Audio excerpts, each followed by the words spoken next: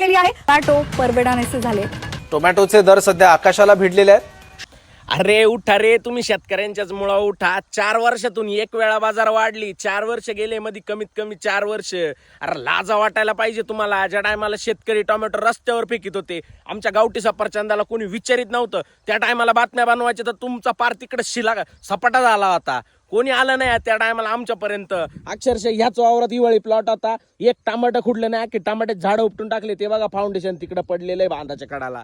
अरे तुम्हाला काय वाटतं शेती करणं एवढं सोपं आहे का? अरे आम्ही ज्या दिवशी पिकवायचं बंद करू, आमची एकी होईल ना, तुमचा नीट कार्यक्रम लावला जाईल. तुम्ही फक्त एवढं लक्षात ठेवा, तुम्ही आता बातम्या वगैरे टाका, गावठी सफरचंदाची बाजार वाढली म्हणून तुम्ही लगेच बातम्या टाकायला सुरुवात केली. अरे लाज वाटायला पाहिजे. जेव्हा कोणी विचारित नव्हतं, रस्त्यावर फेकीत होतो आम्ही, त्या टायमाला तुम्ही कुठं गेले होते, कुठं सपाटले होते? तुमचा सपाटा झाला होता आणि आता सामान्य जनतेच्या खिशाला परवडाना.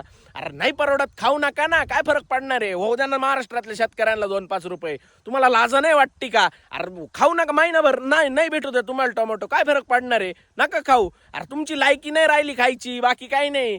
विषयच सोडा, बाकीचं बोलायचंच नाही मला. तुमच्या आईच्या गावात ट्रॅक्टर घाली तुमचे.